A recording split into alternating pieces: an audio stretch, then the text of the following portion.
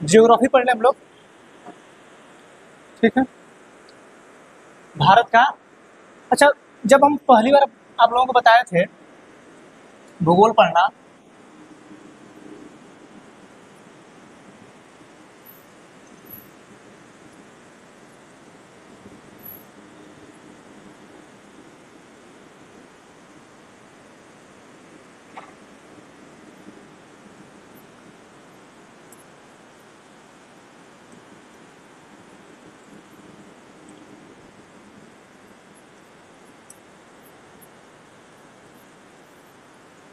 भारत का भूगोल इसमें होगा इंडियन जियोग्राफी,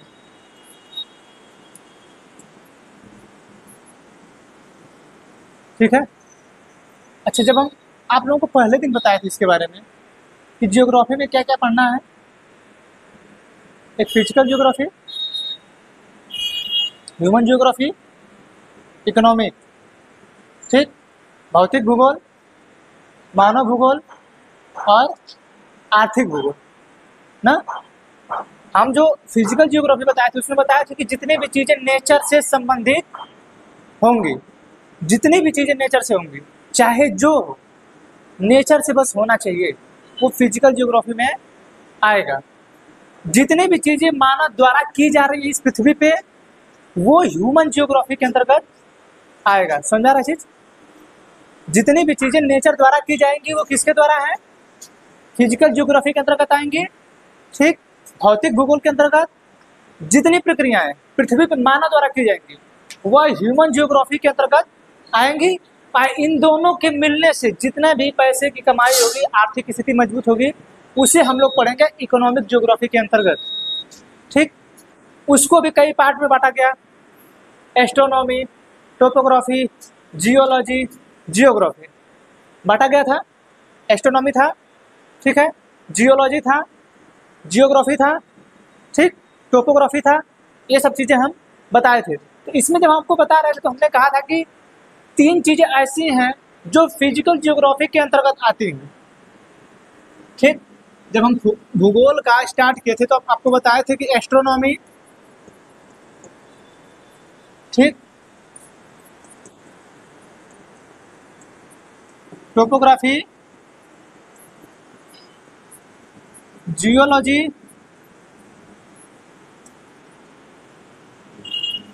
जियोग्राफी, ये चीज बताए थे ना। इसमें 2 था, इंडिया एंड वर्ल्ड, यही तो था,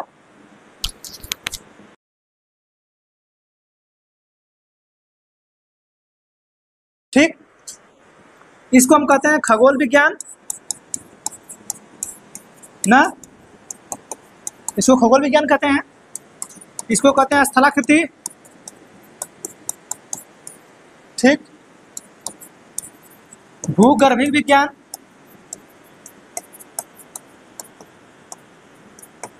ठीक। यहाँ पे भारत का भूगोल और विश्व का भूगोल, ये चीज बताए थे। जब हम आपको बता रहे थे कि फिजिकल जियोग्राफी में ये तीनों चीजें आ जाएंगी, बता रहे थे कि नहीं? फिजिकल जियोग्राफी का मतलब है जितनी भी चीजें नेचर से होंगी, जब नेचर से होंगी तो ये जो एस्ट्रोनॉमी है, खगोल विज्ञान है, इसमें आपका क्या आएगा? सन आएगा कि नहीं? इसमें आपका सन आएगा, क्योंकि सन तो नेचर से है ना। आपके तारे किससे हैं? नेचर से है ना, ठीक है। आपका चंद्रमा किससे है? नेचर से है ना। तो ये जो चीज है ये सब नेचर से है। स्थलाकृति, नदियों द्वारा बनी आकृति, बर्फ द्वारा बनी आकृति, बालू द्वारा बनी आकृति, या इस पृथ्वी के भूभाग पे जितनी भी आकृतियां बनती हैं वो सारी आकृतियां नेचर द्वारा ही बनती हैं। हम कौन सी आकृति बना पाते हैं पृथ्वी पे? आप बालू की आकृति देखेंगे तो उसमें भी कई प्रकार के आकृति उसकी बनती है, राजस्थान साइड में। हम लोगों के साइड नहीं, हम लोगों के साइड उतना बालू नहीं जितना उस साइड बालू है। हम लोगों के साइड नदियां जो है अपनी आकृति बहुत ज़्यादा बनाती हैं। आप नदियों के किनारे जाएंगे, अभी गंगा घाट हो रहा है ना, गंगा के घाटों पे चले जाइए, नदियों में जो कूड़ा कचरा भरा है सब ला के साइड साइड पे पटक देंगे। उनका भी कुछ न कुछ नाम होता है, ठीक। नदियां जब विसर्प मोड़ बनाती हैं ठीक है, तो उनका नाम है, वो सब किससे हो रहा है? नेचर द्वारा हो रहा है, उसको मानव नहीं कर रहा है। ठीक, तो ये भी नेचर द्वारा, ये भी नेचर द्वारा। और जियोलॉजी जो भूगर्भिक विज्ञान है, भूगर्भिक का मतलब जो पृथ्वी के नीचे से आपका भूकंप आता है, पृथ्वी के नीचे से आता है ना, आपका पानी आता है पृथ्वी के नीचे से, पानी पीने वाला। ठीक है, तो ये जितनी चीजें पृथ्वी के नीचे हैं वो सब क्या है? सब नेचर से है ना, सब नेचर से। यानी जितनी भी चीजें नेचर से होंगी वो चीजें आएंगी फिजिकल जियोग्राफी के अंतर्गत, भौतिक भूगोल के अंतर्गत। ठीक, तो ये जो तीनों चीज है इसे हमें पढ़ना है फिजिकल जियोग्राफी के अंतर्गत। आप चाहे इस पार्ट में पढ़ लीजिए, आप चाहे उसको डायरेक्ट बोल दीजिए फिजिकल जियोग्राफी। क्या हुआ? मुस्कुराना एक अदा है जो इसे प्यार समझे वो गधा है ठीक है, समझा गया? तो फिजिकल जियोग्राफी समझाया। फिजिकल जियोग्राफी ये तीनों चीजें आएंगी। ठीक, ह्यूमन जियोग्राफी यानी हम रोड पृथ्वी पे सड़क बना रहे हैं, हमने बनाया। नदी को जब अपना सड़क बनाना रहता है ना तो कितने लोगों का जान लेती है। जैसे केरल के वायनाड में, केरल के वायनाड में अब तक लगभग 400 लोगों की जान जा चुकी है। उसके बाद पता नहीं कितने लोग लापता हैं, नहीं मिल रहे हैं। किसी का हाथ मिल रहा है, किसी का पैर मिल रहा है, किसी का सर मिल रहा है, कुछ मिल रहा है अलग अलग। सोचिए, ठीक है। तो जो हाँ भूस्खलन हुआ है,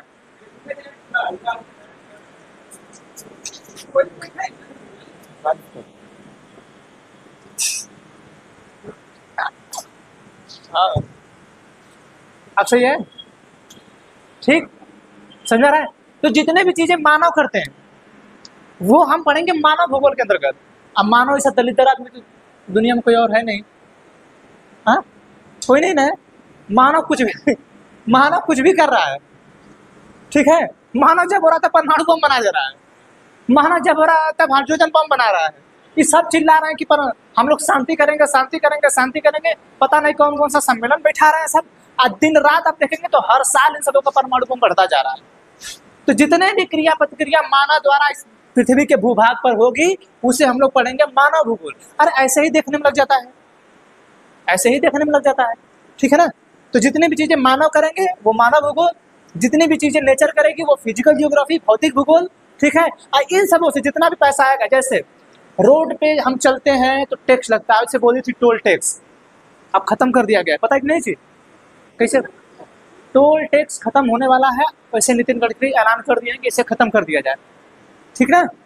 टोल टैक्स अब नहीं लगेगा। अब आपकी 4 व्हीलर में लगेगा जीपीएस, आपके 2 व्हीलर में लगेगा जीपीएस, और आपकी जानकारी बहुत अच्छे से इकट्ठी की जा सकती है।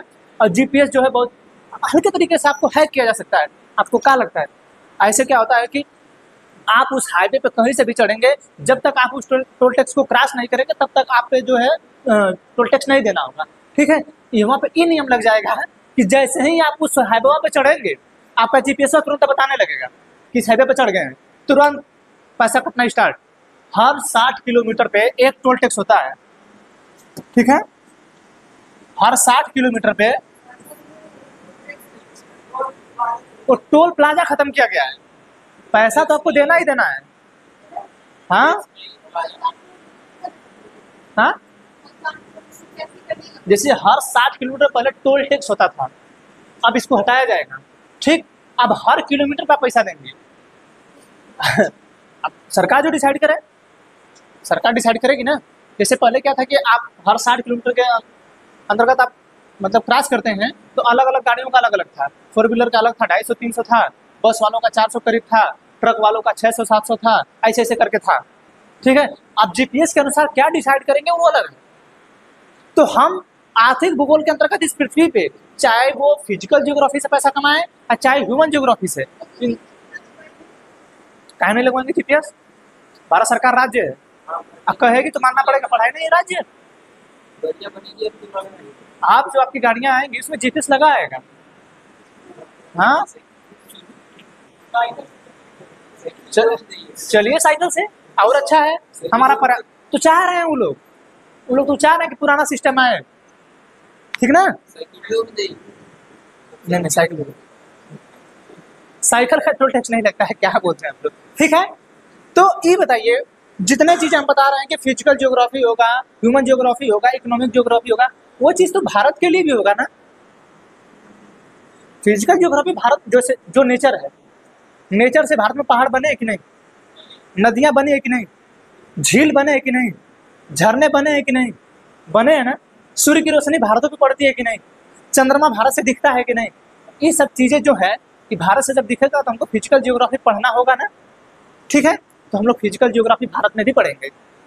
ह्यूमन ज्योग्राफी, मानव, भारत के दलितर आदमी, ये जो लोग हैं सड़क बना रहे हैं, ठीक, पुल बना रहे हैं। बिहार में ऐसा ऐसा पुल बनाएंगे सब कि पुल ढह जाएगा, गिर जाएगा। ऐसा ऐसा रेल का निर्माण करेंगे कि पटरिया चुरा ले जाएंगे बिहार वाले। बिहार वालों का काम ये है कि वो सब रेल का जो डिब्बा होता है ना, इंजन होता है, वो सब चुरा लेते हैं। सोचिए कि कितने महान है बिहार वाले, कितने महान है। डिब्बा चुरा लेते हैं सब, इंजनवा चुरा लेंगे, रेल की करेंगे क्या? आपको क्या लगता है? वो इसकी सारी बॉडी स्टील की है, एक इंजन चुराएंगे, जानते कितना लाख का बनता है वो? कम से कम 50-60 घर उसका अमीर हो जाएगा, करोड़ों में। समझ रहे हैं चीज, ठीक। तो मानव, जो हमारा भारत का मानव है, ये भी तो, हाँ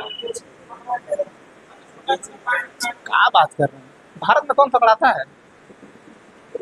चोरी करने के बाद कोई पकड़ाया है? कोई नहीं। वो तो जानबूझ के पकड़ाते हैं सबके, हमारा नाम है। कौन पकड़ाता है? कोई नहीं। वो तो जानबूझ के छोटे मोटे लोगों को, जिनको चर्चा में आना होता है, वो पकड़ाते हैं, ठीक है। तो जितना काम मानव कर रहा है, जितना काम भारत के द्वारा भारत के भूभाग पे किया जा रहा है, वो हम लोग पढ़ेंगे ह्यूमन जियोग्राफी, मानव भूगोल के अंतर्गत, ठीक। अब उससे जितना पैसा आएगा उसे पढ़ेंगे इकोनॉमिक। जैसे हमने लगा दिया बागवान अनार का, हमने लगा दिया सेब का बागवान, हमने लगा दिया लीची का बागवान। हम जो ये सब लगाएंगे पृथ्वी पे ही लगाएंगे, भूभाग पे ही लगाएंगे। हमने लगा दिया केले का बागवान, हमने लगा दिया आम का बागवान। ये सब क्या है? इससे पैसा आएगा कि नहीं? तो ये सब आर्थिक भूगोल के अंतर्गत आएगा, ठीक है। हम सारा ट्रांसपोर्ट चलाते हैं, बहुत सारी गाड़ियां हम चलवाते हैं, इससे इकोनॉमी होती है, भारत सरकार को टैक्स देते हैं। ये सब क्या है? आर्थिक भूगोल है। तो ये सब चीज पढ़ना है भारतों में, ये सब चीज पढ़ना है वर्ल्ड में। तो हम हैं भारत के निवासी, तो ज्यादातर चीजें हम क्या पढ़ेंगे? भारत के लिए, ठीक। वर्ल्ड पे कुछ ऐसी चीजें हैं ज्यादा इंपॉर्टेंट है, उन्हीं को पढ़ना है, बाकी किसी को नहीं पढ़ना है। जैसे भारत का हम जितना विस्तार में पढ़ेंगे, इतना विश्व के विस्तार में थोड़ा पढ़ेंगे। विश्व के विस्तार में हमको उतना नहीं पढ़ना है जितना हमको भारत के विस्तार में पढ़ना है, ठीक ना। तो भारत के विस्तार में पढ़ रहे हैं। अभी हम लोग को पेरिस ओलंपिक चल रहा है 2024 का ना। पेरिस ओलंपिक में हमारे भारत की एक महिला है विनेश फोगाट, उन्होंने बहुत अच्छा प्रतिनिधित्व किया था। 4 बार की वर्ल्ड चैंपियंस रही, सुसुसाकी ऐसा कुछ नाम है उनका। वो गोल्ड मेडल जीती, उनको सेमीफाइनल में विनेश फोगाट हरा दी, जबकि सबको पता था कि विनेश फोगाट सेमीफाइनल में उनसे हार जाएंगे। लेकिन 4 बार की वर्ल्ड चैंपियन को विनेश फोगाट ने जब हरा दिया, तो हमारे देश के प्रत्येक व्यक्ति को लगा कि भारत अब जो है एक गोल्ड मेडल का अधिकारी हो गया, यानी एक गोल्ड मेडल भारत को मिल जाएगा। लेकिन हमारे भारत में, या हमारे भारत के लोग, या हमारे भारत के जो लोग उस लीग को करवा रहे हैं, जो लोग उसके समर्थक में हैं, या जो लोगों की ड्यूटी लगाई गई है कि आप इनका जितना भी देख रेख है सब करिए, ये लोग पता नहीं किस नशे में डूबे थे। पता नहीं गांजा का नशा करके आते हैं कि भांग का नशा करके आते हैं कि दारू पी के आते हैं, ये नहीं समझ में आता है। ये बताइए कि जब विनेश फोगाट 53 किलो के लिए वो लड़ रही थी, ठीक है, तो उन्होंने अचानक फैसला लिया कि नहीं, हम 53 किलो के लिए नहीं लड़ेंगे, अब हम 50 किलो के लिए लड़ेंगे, ठीक। जैसे क्या होता है कि अगर आप 53 किलो के लिए लड़ेंगे तो आपका जो वेट है वो 53 किलो से कम होना चाहिए, या तो 53 किलो के इक्वल होना चाहिए, उससे ज़्यादा नहीं होना चाहिए। तो उन्होंने कहा कि नहीं, हम 53 किलो के लिए नहीं लड़ेंगे, हम लड़ेंगे 50 किलो के लिए, ठीक। अब उन्होंने 50 किलो के लिए स्टार्ट किया। ये बताइए, जो उनके कोच थे, जो हमारे यहाँ के ओलंपिक अध्यक्ष हैं, क्या उनको थोड़ा सा भी पता नहीं था कि हमारे देश में एक गोल्ड मेडल आने वाला है? जो लड़की विनेश फोगाट इसमें आ रही है, जो लड़ रही है कुश्ती में, क्या उसका वेट हम माप लें? सोचिए। और सोचिए कि कितनी विडंबना है हमारे देश की। 140 करोड़ लोगों के मुंह पे इतना करारा तमाचा मारा गया है कि हमारे देश की ये महान बेटी 100 ग्राम से बाहर हो गई है। सोचिए, आपको क्या लग रहा है 100 ग्राम बहुत ज्यादा है?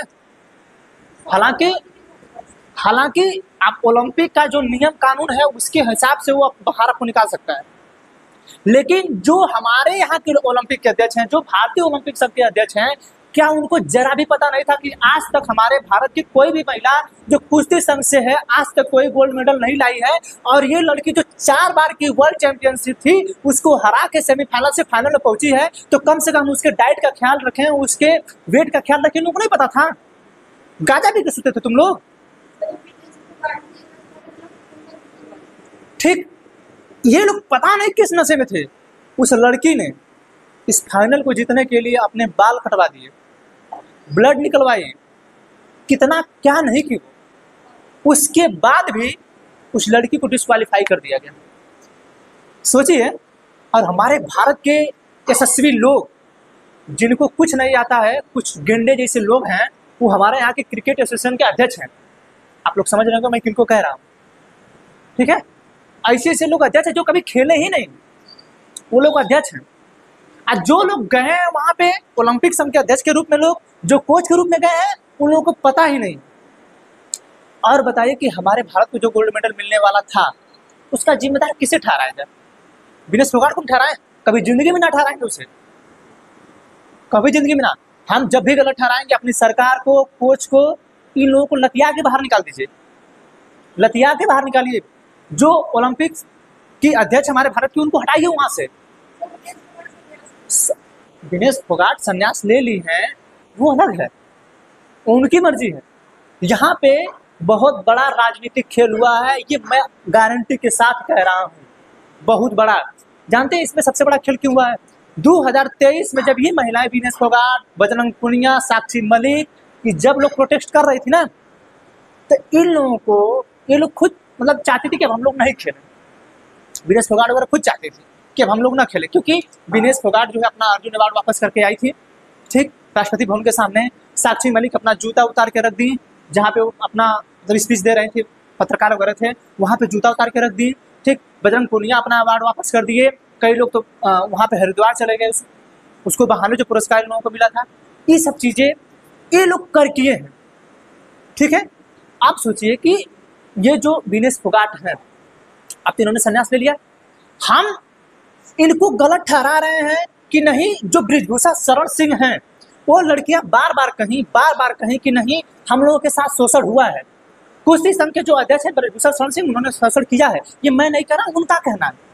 तो जब आप जान रहे थे कि गोल्ड मेडल हमारे भारत में आ सकता है, ये लड़कियां ला सकती हैं, तो आप उस समय तो कोई कार्रवाई किए नहीं, क्योंकि 4 से 5 सीटों पे बृजभूषा शरण सिंह का जो है दबदबा रहता है। जिनके नाम पे गाना बना है, दबदबा था, दबदबा है, दबदबा बना रहेगा, वही व्यक्ति है वो, ठीक है।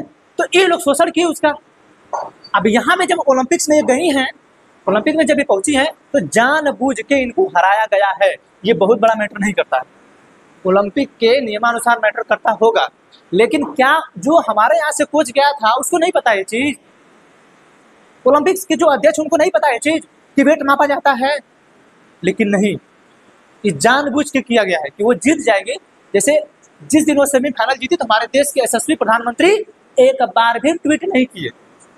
हम पे भरोसा नहीं तो ट्वीट उठा के देख लीजिए उनका, एक बार भी वो ट्वीट नहीं किए। और जैसे ही वो लड़की हार गई, इनका तुरंत ट्वीट आ गया, तुरंत ही आया। आप इतना भी तो कह सकते थे कि आप 4 बार की वर्ल्ड चैंपियनशिप को हराई हैं, आप सेमीफाइनल में ही पहुंची हैं, कम से कम आपने इतना तो किया, इतना तो कर दिया, भारत को सिल्वर मेडल तो मिलता ना।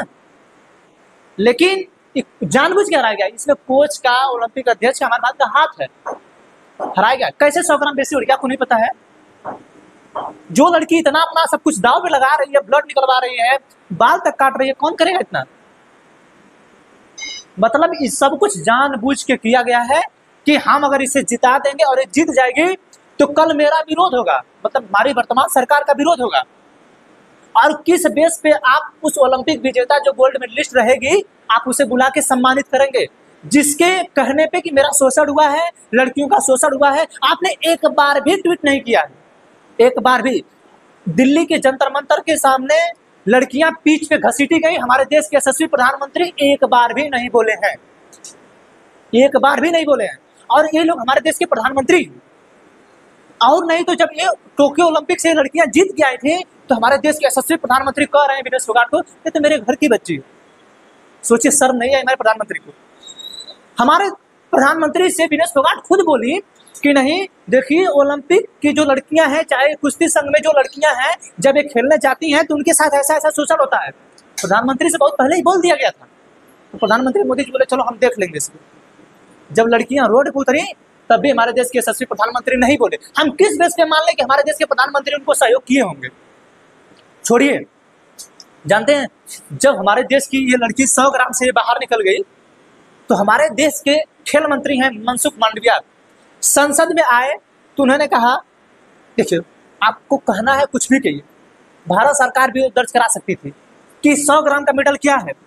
जो व्यक्ति यूक्रेन और रूस का वार रुकवा सकता है वो व्यक्ति 100 ग्राम कम नहीं करवा सकता था? आपके लिए क्या है? लेकिन आपने 100 ग्राम कम नहीं करवा पाए। ओलंपिक में आपसे 100 ग्राम कम नहीं हुआ, आप रूस और यूक्रेन का वार रुकवा दिए, पापा वार रुकवा दिए। यहाँ पे आपसे 100 ग्राम नहीं कम हुआ। कहीं ना कहीं बहुत बड़ा राजनीतिक पेच है। यहाँ पे जब इसकी जांच होगी निष्पक्षता से तो पता चलेगा, ठीक है। इसी में बीच में आप ओलंपिक हमको समझाएगा कि ये नियम है, एक कानून है। आप बताइए कि ओलंपिक कहाँ हमको नियम कानून समझा रहा है? एक पुरुष है, मतलब गे के रूप में है वो, ठीक। अब वो पुरुष है ना महिला, उस दोनों नहीं है वो। किस बेस पे ओलंपिक ने ये मान लिया कि उस पुरुष या वो महिला चाहे जो हो गे हो, ठीक है, ये किस बेस पे ओलंपिक संघ ने ये मान लिया कि नहीं इसके अंदर महिला का गुण है इसलिए हम एक महिला से लड़वा रहे हैं? उसके लिए तुम अपना नियम बदल लिए और इस 100 ग्राम के लिए हमारे देश की बेटी को तुम बाहर निकाल दिए। सोचिए, उसके लिए तो हमारे देश की बेटी को बाहर निकाल दिया 100 ग्राम के लिए। अब तुम कैसे कन्वर्ट कर दिए? और अच्छा ये बताइए मेरे अंदर क्या फीलिंग है? मेरे कहने से आप मानेंगे?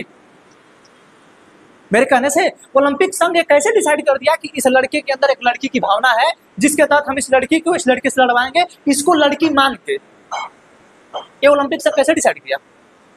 लेकिन नहीं, वो डिसाइड कर देगा तो उसकी बात होगी। 100 ग्राम अगर हमारी बेटी का ज्यादा हो गया देश की बेटी का तो उसको डिस्क्वालीफाई कर दिया जाएगा, उससे बाहर निकाल दिया जाएगा। हमारे देश की यशस्वी सांसद हैं हेमा मालिनी, जो कभी हेलीकॉप्टर से आती हैं गेहूं काटने। मथुरा में वो गेहूं काटने आती हैं। जब संसद में उनको बोलना था या संसद के बाहर जब आके बोली तो मुस्कुराते हुए बोल रही थी, उनके चेहरे पर थोड़ी भी शिकन नहीं थी। अगर मेरे पे भरोसा नहीं आप उनका जाके कल का वीडियो देख लीजिए कि संसद से जब बाहर वो निकली तो क्या कह रही थी, ठीक है। शर्म आने चाहिए लोगों को। मनसुख मांडविया हमारे देश के खेल मंत्री, याद कर लीजिए खेल मंत्री कौन है। मनसुख मांडविया हमारे देश के खेल मंत्री हैं। उस संसद में जब आए तो उन्होंने बोला कि 100 ग्राम से जो है हमारी बेटी बाहर निकल गई है, ठीक है, सबको दुख है, सबको दुख है कि हमारे यहाँ गोल्ड मेडल नहीं आया, जो सिल्वर मेडल मिलना था वो भी नहीं आया क्योंकि वो डिस्क्वालीफाई हारती तो सिल्वर मेडल मिलता ही, ठीक। मनसुख मांडविया को शर्म नहीं आया। मनसुख मांडविया एक ठो कागज चिट्ठा लेके आए, इससे बोल रहे हैं कि विनेश फोगाट को इतना लाख खर्चा यहाँ, इतना लाख खर्चा यहाँ, इतना लाख खर्चा यहाँ। अरे शर्म करो यार, तुम लोग क्या बोल रहे हो? देश की बेटी हार के आ रही है, आई लोग सुना रहे हैं कि हमने उनके खर्चे के लिए, उनको कुश्ती संघ में लड़वाने के लिए, अंतर्राष्ट्रीय तक पहुंचाने के लिए हमने इनको इतना इतना खर्चा दिया है। तो टोटल बता रहे थे हमें एक जगह 70 लाख दिए हैं तो इधर कितने लाख, इतना इतना लाख हमने खर्चा किया है। बाप रे बाप, शर्म करिए, शर्म से डूब जाइए आप लोग। ये कौन सा नियम है? अरे हार के आइए, कम से कम उसको ऐसी सांत्वना दीजिए कि नहीं थोड़ा कठोर हो। ऐसे वक्तव्य दिए हैं इन लोग की बेटी बोल दी है कि नहीं हम आपको लड़ना ही नहीं, और हमारे देश के लोगों को गोल्ड मेडल चाहिए। हमारे देश के लोग कांवरिये के रूप में भांग और गांजा पी के उड़ रहे हैं लोग। इन लोगों के बेटे क्रिकेट एसोसिएशन के अध्यक्ष हैं, इन लोगों के बेटे जिनको आज तक जिसने कभी बल्ला तक ना पकड़ा होगा, इन लोगों के बेटे अध्यक्ष हैं, इन लोगों के बेटे विधायक हैं, इन लोगों के बेटे सांसद हैं। हम लोग तो मूर्ख ना है, हम बोलते हैं तो बहुत लोगों को बुरा लगता है, हम बोलते हैं तो बहुत लोगों को बुरा लगता है कि काहे आप विरोध करते हैं, काहे ना करें। आप ही लोग सोचिए ना कि जिस लड़के को गोल्ड मेडल मिलना है और भारत में वो पहली बार होगा कि गोल्ड मेडल मिलना है, तो क्या उसके कोच को या ओलंपिक जो हमारे संघ भारत के अध्यक्ष हैं, क्या उनको ये पता नहीं था या वो इतना केयर नहीं कर सकते थे कि जब लड़की बोल दिए कि 50 किलो के में हमको खेलना है तो हम उसके वेट का ध्यान रखें? लेकिन नहीं, इसमें हमारे भारत का व्यक्ति कोई ध्यान नहीं देगा। अभी गोल्ड मेडल में हार गए, ठीक है, हम लोग धर्म के नाम पे लड़ रहे हैं ना, लड़ते रहे, इसी तरह हम लोगों को हराएंगे। हम लोगों को जो है नीचे गिराने का काम इन सबों का इसी तरह रहेगा। हम लोग कभी किसी भी, हम लोग नहीं जीत पाएंगे ना, हम लोग उस लायक हैं। कौन कहता है कि अपना धर्म आप मत मानिए? कौन मना करता है कि अपना धर्म मत मानिए? मानिए ना अपना धर्म। लेकिन हमारा जो देश है, जो अपने आप को एक लेवल पे दिखाना है आपको कि हम एक लेवल पे हैं, आप वहां पे दिखाई नहीं पा रहे हैं। पापा वार रुकवा दिए, पापा कुछ ना करवा पाए यहाँ, पता नहीं पापा क्या कर रहे थे। क्रेडिट लेना हो तो आगे आएंगे लोग। भैया हम तो सीधे सीधे सरकार को गलत ठहराएंगे, सरकार का काम है। सरकार आके तुरंत संसद में गिनवा दी है, उसी दिन देश की बेटी हार रही है, उसी दिन संसद में आके हरवा दिए, मतलब गिनवा दिए कि हमने इतना खर्चा दिया। आपने एक बार भी नहीं बोला कि नीरज चोपड़ा कितना खर्चा दिए हैं, आपने एक बार भी नहीं बोला मनु भाकर कितना खर्चा दिए हैं, और अन्य जो लोग खेले हैं उनको कितना खर्चा दिया, आपने एक बार भी नहीं बोला। आप विनेश फोगाट का क्यों गिना रहे थे? कहीं ना कहीं कुछ राजनीति थी ना। बिना विनेश फोगाट को आप पैसा गिनवा रहे थे, क्यों? वहीं पे खेलने गए हैं ना नीरज चोपड़ा, आप उनका भी बताए होते कि हमने उनको इतना दिया है, ठीक है, काहे नहीं बता रहे? तो आप लोगों के सामने ऐसा बनना चाहते हैं कि नहीं हम लोग सही हैं, तो हार गई तो हम क्या करें? अरे हार नहीं गई, उसको हराया गया है जानबूझ के। नहीं तो हमारे भारत में गोल्ड मेडल आना तय था। जो बेटी रोड पे घसीटी गई, आज जो गोल्ड मेडल ला दी, तो हमारे देश का सीना गर्व से ऊंचा होता है, भारत का भी और हमारे देश के लोगों का भी। लेकिन काहे ला देगी तो हमारे देश के यशस्वी प्रधानमंत्री मोदी जी का विरोध ना होगा कि ये तो जीत के आ गई? समझ रहे हैं चीज? ये सब होता है, ठीक ना। तो हम हमारे तरफ से साफ सिद्धांत है भैया, हम तो कहेंगे, उनको जो कहना हमको कह लेंगे, ठीक है। हम तो कहेंगे डायरेक्टली रूप से कि भारत सरकार, कोच और ओलंपिक संघ, भारतीय ओलंपिक संघ के अध्यक्ष, ये लोग इसके जिम्मेदार हैं। हाई बहुत बड़ा मायने नहीं रखता है, जो इतना ताकतवर है वो कुछ करा सकता है। अभी केन्या की बताया ना, केन्या की एक लड़की है, रेस हो रही थी, उस रेस में सिर्फ अपने ही देश की लड़की से टकरा गई। जब 5000 मीटर की ऐसे रेसिंग होता है, इस रेसिंग होती है जब 5000 मीटर की, तो इसमें इन लोगों के साथ के लोग रहते हैं, तो साथ के लोग दौड़ते हैं, ठीक है। हम लोगों ने देखा होगा कि हाथ में पकड़ाया जाता है, ठीक। जब लड़की 5000 मीटर की रेसिंग में दौड़ रही थी, तो वो अपने ही किसी साथ की थी, उससे टकरा गई, जानते हैं। उसको कुछ समय के लिए, 2 घंटे के लिए बाहर कर दिया गया। केन्या ने इतना तगड़ा विरोध किया उसका कि बाद में उसको सिल्वर मेडल देना पड़ा, और वहां की ही लड़की गोल्ड मेडल जीती है रेस में। भारत सरकार विरोध ना दर्ज कर पाई सही से, कि विरोध दर्ज करा लेंगे। ऐसे लोग हैं, कौन विश्वास करेगा? अरे आप सही रियलिटी आप जानेंगे जिस दिन ना, यहाँ पे सही राजनीति हुआ, राजनीति यहाँ पे गारंटी के साथ हुआ है। आप बताइए कि जो ये बताइए, हमारे देश की बेटी का एक दिन बाद बढ़ गया है 100 ग्राम तुरंत से, या तो ससुराल घट जाता है, इतना टेंशन रहता है, उसका बढ़ा कैसे? अरे एक दिन पहले सेमीफाइनल जीती, एक दिन में उसको छोड़ा गया, दूसरे दिन खेली, हाँ कैसे 100 ग्राम बढ़ गया?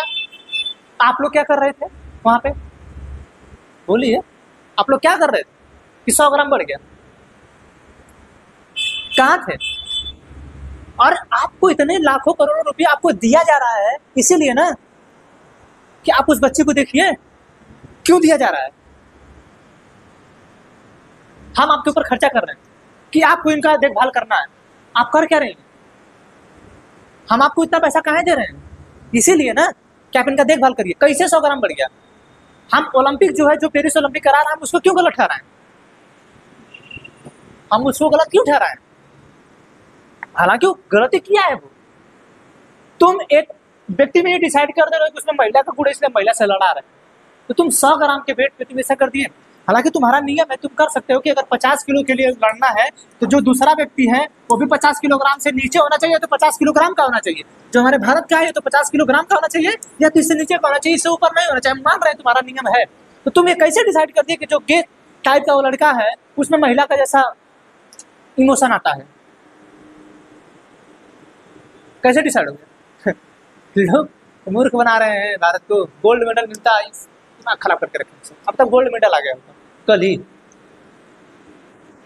सम्मान न करना पड़ता, जो रोडों पे घसीटा गया है उसका सम्मान कैसे करेंगे, कैसे बुलाएंगे, अपने पास शर्म तो आएगा ना। जिसके लिए आप एक शब्द नहीं बोले, जो बेटियां रोड पे घसीटी गई, जिसके प्रधानमंत्री एक बार भी नहीं देश के प्रधानमंत्री एक बार भी नहीं बोले, तो कैसे बुला लेंगे? शर्म नहीं आएगी? आप प्रधानमंत्री के पद पे बैठे। ठीक, इतना ही जियोग्राफी। हाँ, हम तो बहुत कुछ हम देख रहे थे अभी कि क्या क्या उसमें हुआ है। बहुत सारा चीज बोले जाएंगे फिर बहुत कुछ होगा। टॉपिक बहुत सारे हैं, कैसे कैसे लोगों को वहाँ पहुँचाया गया है, कैसे कैसे लड़कियाँ वहाँ पहुँची हैं, क्या क्या करके वहाँ पहुँची हैं बेचारी। उनका जब शोषण हुआ था आप एक बार भी नहीं बोले, और आज जीत के आती तो आप तुरंत क्रेडिट लेते। भारत सरकार कोई लेता?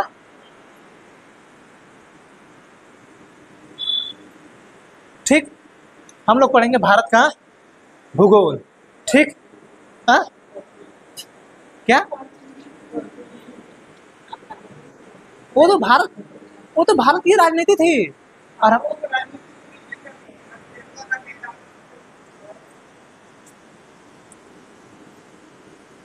भारत का बात उसकी नहीं है। अब उसमें हमने कितनी चीजें बोला है, आप उस पर ध्यान नहीं दिए होंगे।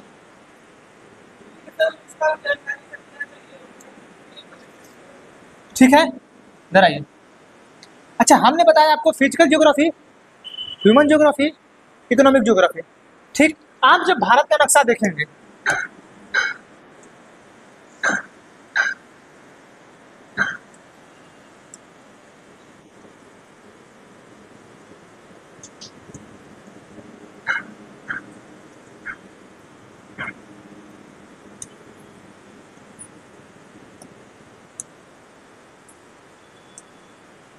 ये भारत का नक्शा है। ठीक है, आप जो भारत आज देख रहे हैं वर्तमान में, ये भारत ऐसा नहीं था। ठीक है, आज जो भारत में आज नक्शा आप देख रहे हैं, ऐसा इस तरह भारत बना हुआ है, और यहाँ पे इस तरह इतना अच्छे से सुंदर से सुशोभित हो रहा है। आप इस तरह का भारत आज के 20 से 30 करोड़ साल पहले, ये भारत ऐसा नहीं था। ठीक है, ये भारत कैसा था? ये भारत आज के 30 करोड़ साल पहले इस पृथ्वी पे और यहाँ था। ठीक है, 30 करोड़ साल पहले आज के समय में जो भारत है वो यहाँ था। ठीक, आज वर्तमान समय में आपको बताया जाएगा कहीं परेशान है, ये सीजी हम पूछते हैं ना। ठीक है, आज के समय में भारत यहाँ है।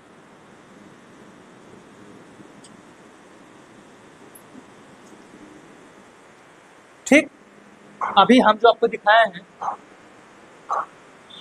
देखिए ये दिख रहा है भारत। पहले भारत यहाँ ऐसे था ही। ये जो भारत है आपका, पहले ये आपकी विषुवत रेखा है, और ये भारत यहाँ था, और इसका आकार ऐसा था।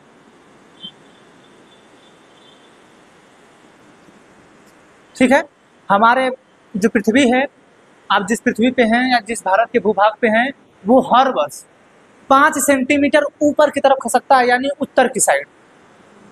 किधर खसकता है? 5 सेंटीमीटर की तरफ खसकता है ऊपर की तरफ, यानी उत्तर की साइड।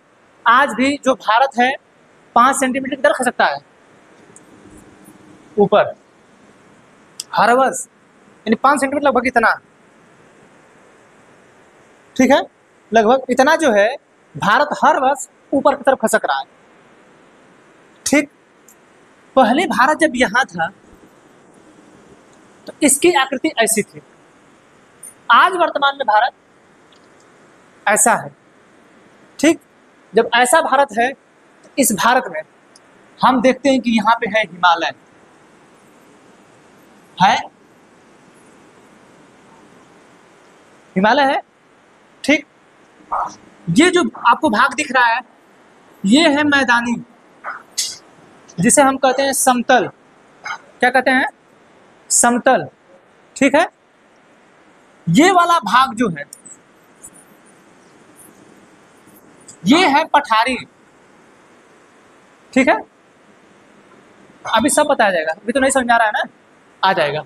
ठीक, ये वाला पार्ट जो है ये पठारी है, ठीक। और ई वाला जो पार्ट है ये तटीय एरिया है, ठीक। और यहाँ जो पार्ट है ये है द्वीप। आप जब ज्योग्राफी पढ़ेंगे तो आपको यही 5 टाइप पढ़ना है, हिमालय, समतल मैदान, पठार और तट और द्वीप। अच्छा ये बताइए, हिमालय आप देख रहे हैं कि भारत के इस पार्ट में है, ये कैसे बना है इसको आगे बताया जाएगा। हमें एक चीज बताइए कि इन चारों पांचों पार्ट में से सर्वाधिक जनसंख्या कहाँ रहेगी? हाँ, सर्वाधिक जनसंख्या कहाँ रहेगी? समतल में, ठीक है। अच्छी खेती कहाँ होगी?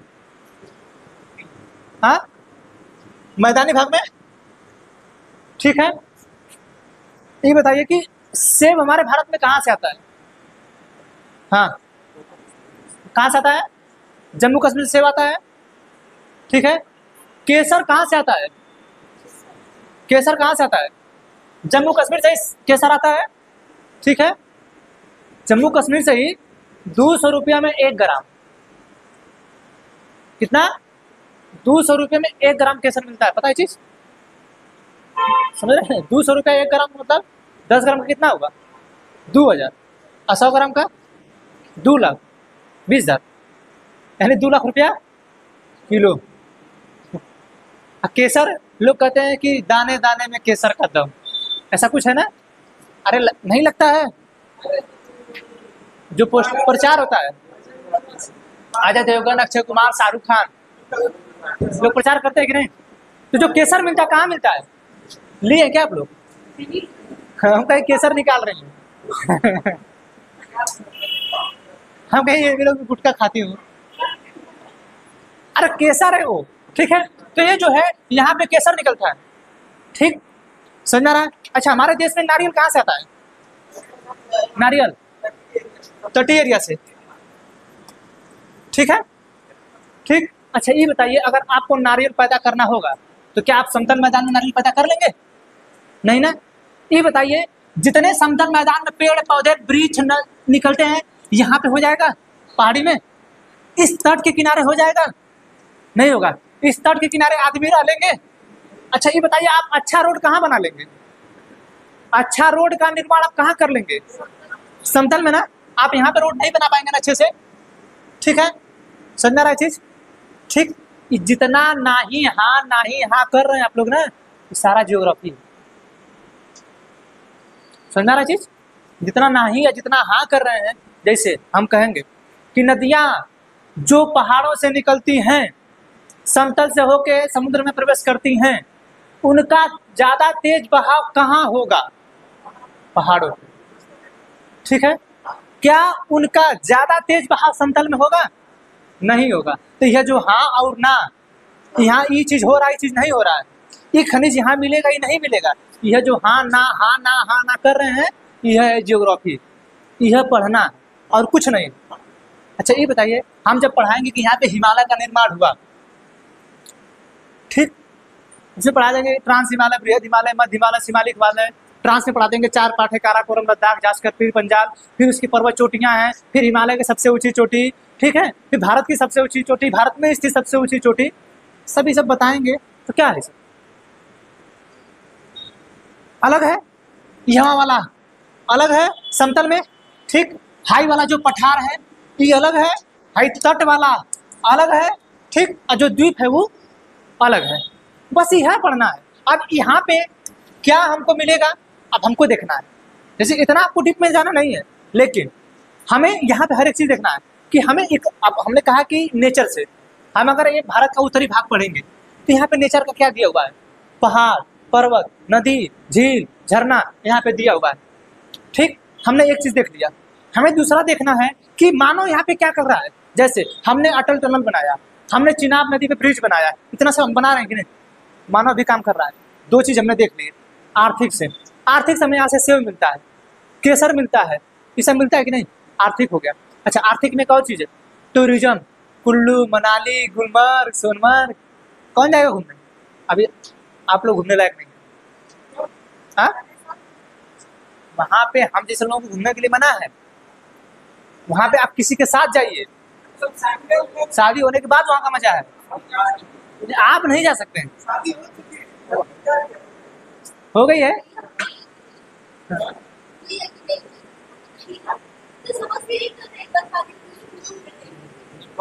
तो ये आप क्यों इनके ऊपर क्यों जा रही हैं? अब मैं कर दूंगा, नहीं हुई है, मैं डिसाइड कर दिया, नहीं हुई है, परेशान मत हुई आप। अच्छा बात है, हम लोगों से मिलाइए कभी। नहीं नहीं, स्टेज का फोटो नहीं, हमने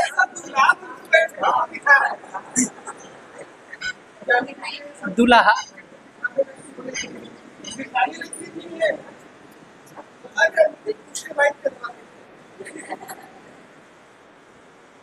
आप क्या देख के करेंगे?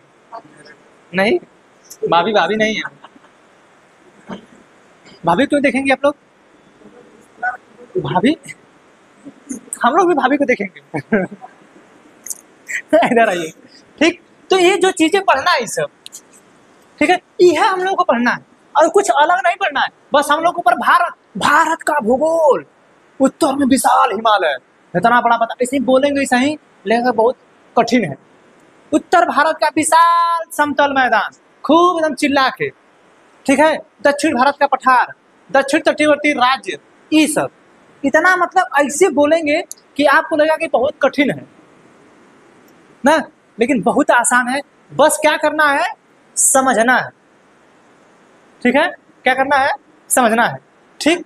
तो हम लोग जब इंडियन ज्योग्राफी पढ़ना स्टार्ट करेंगे तो उसमें क्या क्या पढ़ेंगे, सबसे पहले देख लीजिए।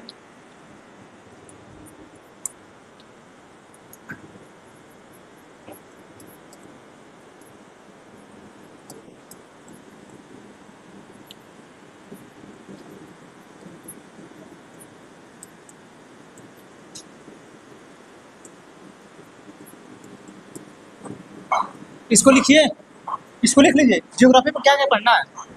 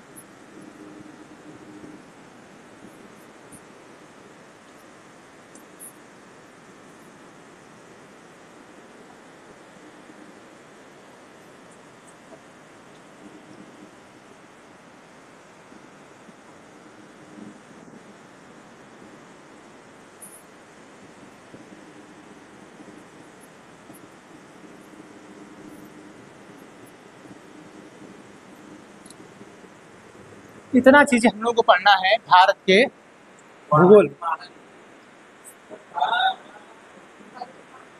क्या होगा, यही ना, उत्तर भारत का विशाल मैदान,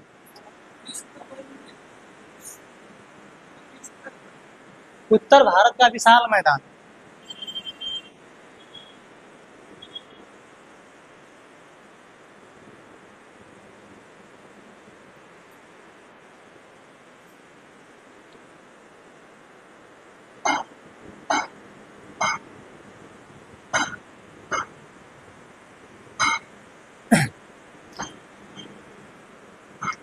कतरे कतरे नूर के देख, पगले सपने दूर के देख, अगर हाथ उठाना मुश्किल हो कम से कम तू घूर के देख। ठीक है, नहीं नहीं, समझ में नहीं आया होगा, पढ़ले ही नहीं पढ़ा ना। अगर हाथ नहीं उठा सकते तो कम से कम घूर के तो देख ही सकते हैं। देखिए, अब भारत के जो भारत का भूगोल है, जो इंडियन ज्योग्राफी है, यही चीज पढ़ना है। अब उत्तर भारत का विशाल पर्वतमाला, अब इसमें जो हिमालय आएगा, ठीक है, अब पूरे हिमालय को पढ़ा जाएगा। हिमालय कैसे बना, हिमालय में कौन सी पर्वत चोटी है, हिमालय के कितने भाग हैं, हिमालय से हमें क्या फायदा होगा, ठीक। हिमालय से कौन नदियां निकलती हैं, ठीक। ये नदी आएगा तो उसमें पढ़ाया जाएगा, ठीक ना। फिर आएंगे मैदानी भाग में, मैदान में क्या क्या है, कैसे कैसे होता है, जनसंख्या कितनी है, ये सब मैदान में पढ़ेंगे। पठार से हमें कौन सा खनिज निकलता है? जैसे आज तक आप जानते होंगे कि उत्तर प्रदेश से कौन खनिज नहीं निकलता है, पता है चीज? उत्तर प्रदेश में कोई कंपनी बता दीजिए जहाँ इंडस्ट्री लगी हो। कोई नहीं इंडस्ट्री है। अरे नोएडा इंडस्ट्री, नोएडा थोड़ा है वहाँ पे। अब नया लग रहा, धीरे धीरे लगेगा। कहाँ तक विकास इधर जितना आपका झारखंड में है? झारखंड में कोयला आपका है, टाटा आयरन कंपनी टिस्को वहीं पे है, ये सब कहाँ है? वहीं पे ना है। और उत्तर प्रदेश में क्या है? तो जो समतली मैदान है वहां पे कोई खनिज नहीं निकलता है। ठीक, समझ में आ रहा चीज? तो ये सब चीजें आपके उत्तर विशाल मैदान में पढ़ना है। कौन सी नदी बह के जा रही है, कितना आप धान उगाते हैं, कितना गेहूं उगाते हैं, कौन सा फसल अच्छा पैदा करते हैं, ये सब कहाँ पढ़ना है? इसमें पढ़ना है। ठीक, इसके बाद दक्षिण भारत के पठार में पढ़ना है कि दक्षिण का भारत का पठार कैसे बना। दक्षिण के भारत का पठार ही पुराना है और हिमालय नया है, ये बताया जाएगा। कैसे अलग हुए, दक्षिण के भारत का पठार कैसे बना, आज जिसे दक्षिण का पठार हम कहते हैं उसका निर्माण कैसे हुआ, आज वहाँ पे काली मिट्टी बहुत ज्यादा भाग में फैली हुई है तो कैसे है, बताया जाएगा। जो आपकी भूमि है, ठीक है, हम लोग उसको कहते हैं कि समुद्र तल से पृथ्वी पर स्थित हुआ भूभाग। ठीक है, समुद्र तल से पृथ्वी पर स्थित हुआ भूभाग जो कम से कम समुद्र तल से 1000 मीटर ऊंचा हो, कम से कम 1000 मीटर ऊंचा हो और उसका ऊपरी भाग समतल हो। ठीक, यानी ये मान के चलिए कि समुद्र तल है, ठीक, यहाँ से पृथ्वी वाला भाग है और ये इतना ऊंचा है, कम से कम 1000 मीटर। ठीक है, कम से कम 1000 मीटर ऊंचा हो और इसका जो ऊपरी भाग है वो समतल हो, उसे हम लोग कहते हैं पठार। ठीक, और यही भाग अगर ऐसे निकल गया, कम से कम 1000 ऊंचा हो गया मीटर, इसे हम कहेंगे पर्वत। ठीक, हर चीज के लिए प्रयोग करेंगे पृथ्वी पर स्थित हुआ भूभाग जो समुद्र तल से इतनी ऊंचाई पे हो। अब जैसे मान के चलिए कि हमें समतल कहना है, तो पृथ्वी पर स्थित हुआ भूभाग जो समुद्र तल से 500 से 700 मीटर ऊंचा हो। ठीक है, कितना ऊंचा हो? 500 से 700 मीटर ऊंचा हो, हम उसे कहते हैं समतल। ठीक है, पृथ्वी पर स्थित हुआ भूभाग जो समुद्र तल से 500 से 700 मीटर ऊंचा हो, ठीक है, और हल्का ऊपर खबर भी, उससे कोई दिक्कत नहीं है, उसे हम लोग कहते हैं समतल मैदान। ठीक, हाँ हाँ, पानी वो अलग जगह अलग है उसका, हम उसकी बात नहीं कर रहे हैं। समुद्र तल अलग है। देखिए, जो समुद्र है उसके तल हर जगह बराबर है, हर जगह। ठीक है, आप जितने भी महाद्वीप देखते हैं ना, आप लोग हर देश का देखेंगे तो वो लोग उसी से नापते हैं अपने यहाँ की ऊंचाई। ठीक है, जब किसी बिल्डिंग की ऊंचाई नापी जाती है ना, तो आपके समुद्र तल से ही मापी जाती है। एक्चुअली वही है। आपके पहाड़ों की जो ऊंचाई मापी जाती है, जो पर्वतों की ऊंचाई मापी जाती है, आपको बताया जाता है कि विश्व का सबसे ऊंचा पर्वत माउंट एवरेस्ट को कैसे बताया जाता है? समुद्र तल से उसकी ऊंचाई है, वो तो स्थित है सरहदी पे। हाँ, समुद्र नीचे नहीं नापना है। जो आप ये समुद्र देखते हैं ना, यही से पढ़ना है। हाई मान के चलिए ये हो ना, समुद्र यहाँ तक है ना, तो हाई जो समुद्र का भाग है ये नीतल होता है। हाई ऊपर वाला पार्ट तल होता है, तल में सुपर ही पार्ट और नीतल में निचला। हाई जो समुद्र पूरे विश्व में है, इस सबका लेवल हर जगह एक का है, हर जगह इक्वल है। आप कहेंगे कैसे? कहेंगे कैसे? बता। यह सब तो हम खोजे, और हम खोजे क्या? आओ बाबू।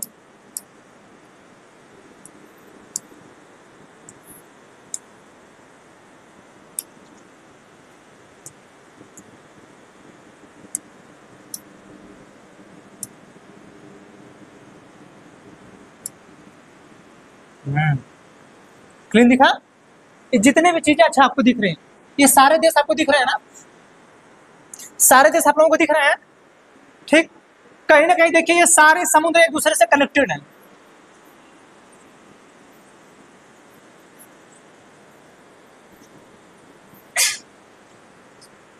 देख रहे हैं, ये एक दूसरे से कनेक्टेड हैं। और आप लोगों को अच्छी तरह पता है, पाइप और टंकी पढ़ते हैं आप लोग। एक टंकी में ज़्यादा पानी भरा है, एक टंकी में कम पानी भरा है, तो इस टंकी में दोनों में पाइप ऐड कर दीजिए। जब तक उसका लेवल बराबर नहीं होगा तो रुकेगा नहीं, तब तक पानी भरता रहेगा। उसी तरह समुद्र भी है, इन सब के लेवल एक समान है। समझ रहे हैं चीज? इसीलिए हम जितनी भी ऊंचाइयां मापते हैं सब समुद्र तल से मापते हैं। तो आप लोग देखते होंगे ट्रेन, जहाँ ट्रेन की पटरी है चाहे जहाँ प्लेटफॉर्म है, वहां लिखा रहता है समुद्र तल से इसकी ऊंचाई इतना है। देखें कि नहीं कभी लिखा रहता ना? नहीं पता। हाँ क्या? वो बराबर नहीं होता है, नहीं वो बराबर नहीं होता है, बस ऊपर ही वाला तल बराबर होता है। अरे आज तक हमने सर्वाधिक गहराई मेरियाना ट्रंच की पाई। कहाँ गया? मेरियाना ट्रंच यहाँ पे है, ठीक है। मेरियाना ट्रंच हमने लगभग 11,000 मीटर इसकी पाया है गहराई, इससे भी ज्यादा कोई गहरा है, ठीक है। तो हम जितनी भी ऊंचाई नापते हैं सब समुद्र तल से ही नापते हैं, चाहे भारत का हो चाहे किसी भी देश का हो। अब इतने सारे देश हैं, सारे देश अपने ऊंचाई नापते हैं, और भारत अपना यहाँ पे। ओलंपिक कहाँ हो रहा है?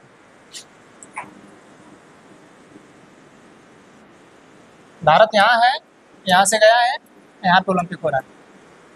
तो इतना दूर जाके हमारी बेटी प्रतिनिधित्व कर रही है, हार के चली जाती है, ठीक ना? फ्रांस की राजधानी कहाँ है? फ्रांस की राजधानी, हाँ, ये जहाँ ये ओलंपिक जहाँ होता है, ये ओलंपिक जहाँ होगा उसी के नाम पे उसका नाम रखा जाएगा। जैसे इससे पिछला हुआ था जापान की, तो जापान की राजधानी कहाँ है? टोक्यो। तो टोक्यो ओलंपिक था। इस बार पेरिस में हो रहा था, पेरिस ओलंपिक। नई दिल्ली में 2010 में हुआ था ना, तो दिल्ली ओलंपिक था ना। घोटाला हुआ कि पूछिए मत, बहुत घोटाला हुआ था उसमें, ठीक। तो जितनी भी ऊंचाई मापी जाएगी सब समुद्र तल से मापी जाएगी, समझा ना चीज? तो आप पर्वत कहें, आप लिख लीजिए। तो पर्वत को क्या कहेंगे? पृथ्वी पर, पृथ्वी पर स्थित वह भूभाग जो समुद्र समुद्र तल से कम 1,000 मीटर ऊंचा हो और उसका भाग नुकीला हो।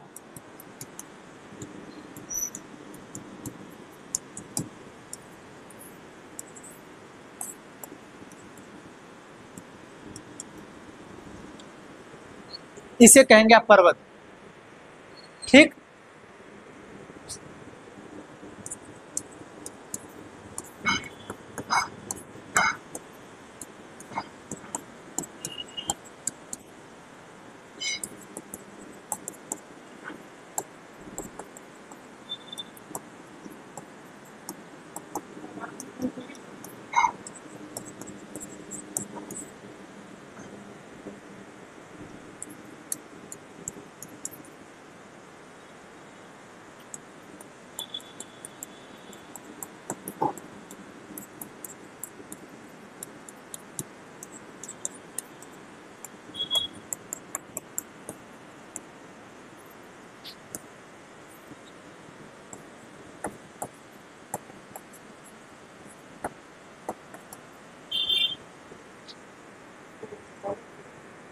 इसको पर्वत बोलेंगे। 1,000 मीटर से ऊंचा, कम से कम 1,000 मीटर ऊंचा होना चाहिए।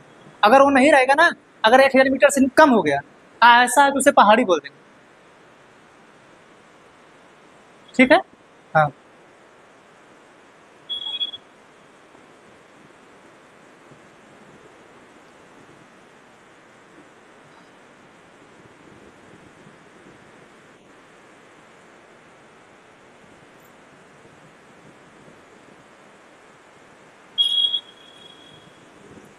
पर्वत पठार हो गया।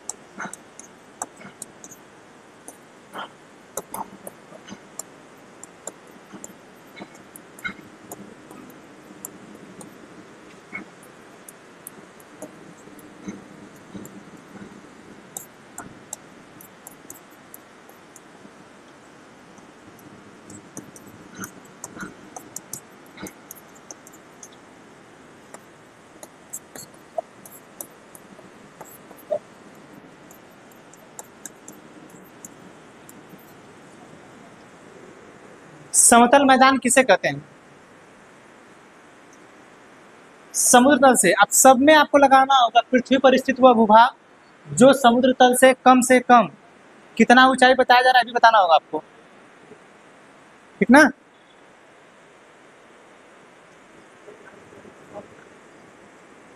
या तो समतल हो या तो हल्का ऊबड़ खाबड़।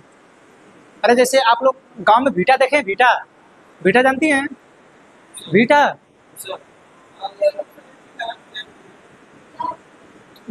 दिमाग कहाँ है?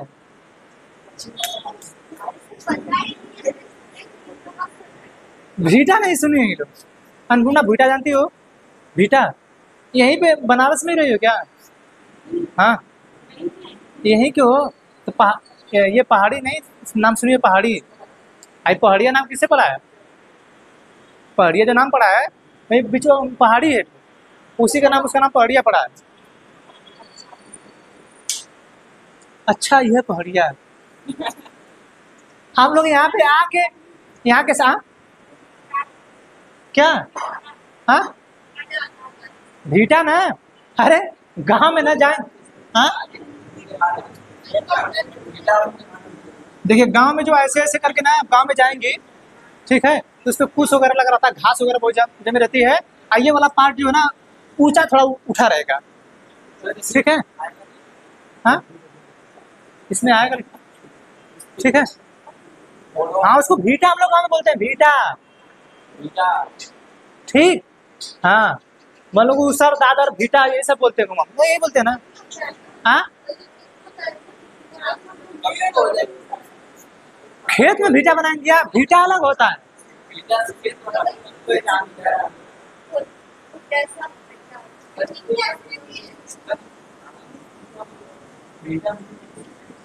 किसका वाईफाई कल चालू था? वाईफाई किसका चालू था? चालू करिए, करिए।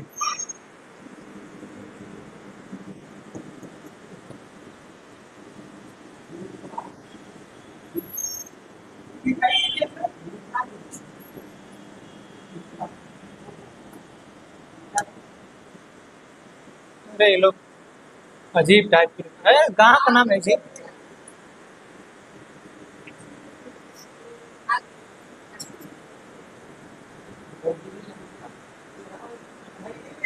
हाई वाला ना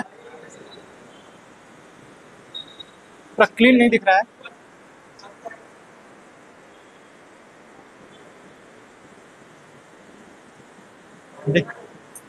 यही है ना, दिख रहा है? हाई दिख रहा है, दिख रहा है ना? ठीक है, ऐसा ही ऊंचा ऊंचा रहेगा वो भीटे टाइप, उसको हम लोग गाँव में भीटा बोलते हैं। जब अब यही जब आप मध्य प्रदेश में जाएंगे तो क्या पहाड़ी है। हाँ देखिए आप, अच्छा आप क्लीन दिख रहा है, हाई वाला पार्ट दिख रहा है ना, हाई वाला पार्ट दिख रहा है, ऐसा ही भीटा रहता है, ऐसा ही। हाई बीच में देखिए फिर खाली स्थान रहेगा, फिर भीटा, हाई बीच में खाली स्थान रहेगा, फिर भीटा, भीटा भीटा नहीं पता है नहीं भाई, इसीलिए हम लोग सही हैं, ठीक है। तो गाँव में इसी तरह भीटा रहेगा, ठीक, समझ गई?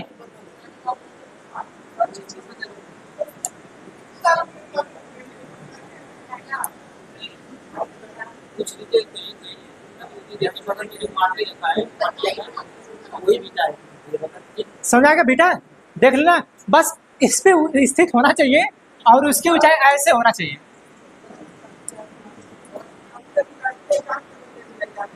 तो जान के ना सही बात।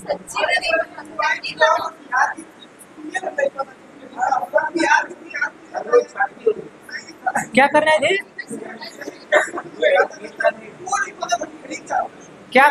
क्या कर रही थी वो? कहाँ? अच्छा तैयारी करने आए थे। उसको मेड़ नहीं पता था? मेड़ जानती कि नहीं क्या होता है? कहाँ का? खेत में मेड़ बोलते हैं उसको। हाँ मेड़, हे भगवान,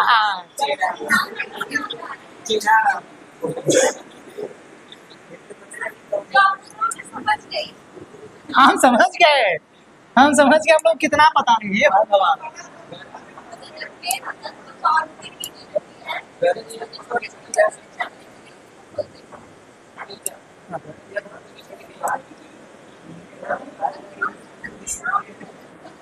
ये भगवान हमको पता नहीं था कि लोगों को भीटा मेड़ नहीं पता है। और ये कहाँ पता है? हो गया, वो आ गया, अब आ जाएगा।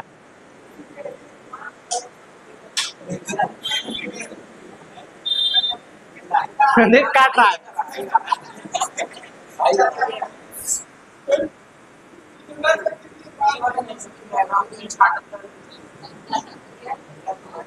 देखिए, है दिख रहा है, दिख रहा है, दिख रहा है ना?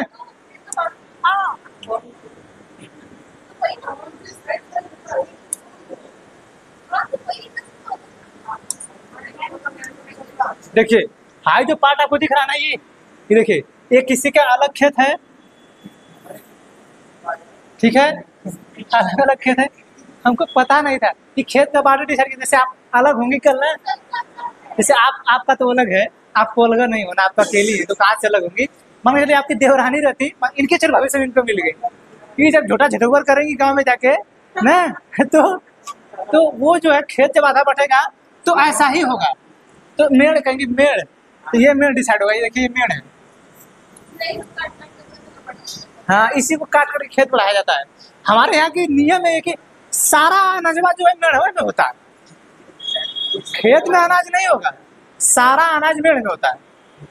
ठीक है, समझिए आप लोग ना? आप इधर आ जाइए। ठीक, तो समतल मैदान, पठार और पर्वत समझा गया। ठीक, पहाड़ी किसे बोलते हैं?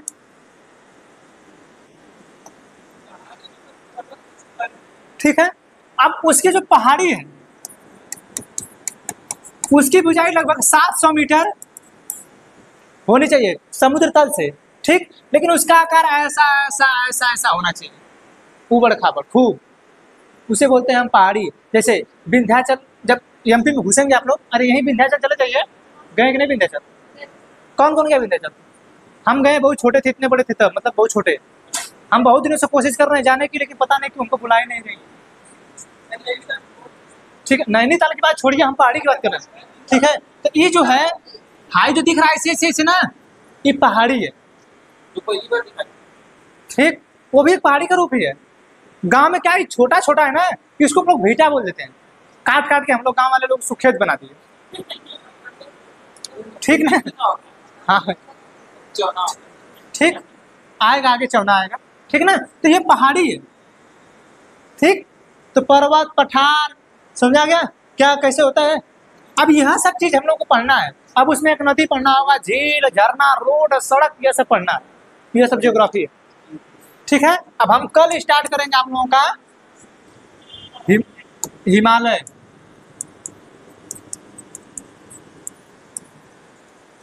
ठीक है, क्या स्टार्ट करेंगे? पर्वत लिख लिए आप लोग, पठार लिख लिए, झील लिख, पहाड़ी, पहाड़ी लिख लिए। ठीक है, पर्वत, पठार, पहाड़ी सब लिख लिए आप लोग ना। ठीक, अब कल स्टार्ट करेंगे हम हिमालय। अब हिमालय की उत्पत्ति कैसे हुई, ठीक है, बहुत ज़्यादा डीप नहीं जाएंगे, कैसे बना। जैसे आप लोग पिसान शांति हैं, आटा लगाती हैं कि नहीं? आटा लगाती हैं आप? आटा लगाती हैं? आटा लगाती है कि पिसान शांति हैं? शांति हैं। आप क्या करती हैं? गूंथती हैं। हम लोग देखिए, हम लोग गाँव में पिसान शांत, कुछ लोग कुछ लोग कहते हैं आटा लगा दा, कुछ लोग बोलते हैं आटा गूंथ दा, अलग अलग सबके यहाँ भाषा है। ठीक है ना? हम लोग क्या कहते हैं, पिसान शानदा ना। ठीक, तो आप लोग जब पिसान शानते हैं, ठीक, तो पिसान शानने के बाद आप जाके घर आजमाइएगा। आप लोग भी शानते हैं पिसान ना, रोटी बनता है कि नहीं? रोटियां जब शानते हैं, पिसना जब शानते हैं आप लोग, तो पिसना शानने के बाद उसको ऐसे दबाइएगा। जब ऐसे दबाएंगे, उसके बीच वाला पटवा देखिएगा ऊपर उठेगा ना, वही उसी तरह आपके हिमालय का वजन पार्ट, कल बताएंगे उसको। बिना साने कैसे हो जाएगा? अरे वो तो उड़ जाएगा ना तुरंत है, आपका हिमालय थोड़ा उड़ता है। ठीक ना? तो हिमालय जो है कल बताया जाएगा। इसका क्लास बहुत ज़्यादा है नहीं, मैक्सिमम 15 से 20 क्लास मैक्सिमम है ज्योग्राफी का, 20 क्लास। तो नहीं बताएंगे क्या प्रमाण? हम करेंगे, नहीं बताएंगे क्या उसको, बताएंगे उसको भी। ब्रह्मांड है, सूर्य है, चंद्रमा है, पृथ्वी है, कैसे कैसे बनता है, क्या क्या होता है उसमें, वो सब बताएंगे। सब बताएंगे, आए तो सब बताया जाएगा, ठीक है ना। आज के लिए इतना ही, मिलेंगे अगले क्लास में, तब तक के लिए जय हिंद। ठीक, हमारे द्वारा कही गई सभी बातें काल्पनिक है। अगर इन बातों का किसी से भी किसी भी तरीके से अगर मेल खाता है तो वह मात्र एक संयोग है, ठीक है, जिसका किसी के जीवन से कोई वास्तविक लेन देन नहीं है, ठीक है। तो इस बात को बुरा न मानते हुए ठीक है ना। ठीक, तो आज के लिए इतना ही, उसको बंद करिए। लकी, लकी, उसको बंद कर दो।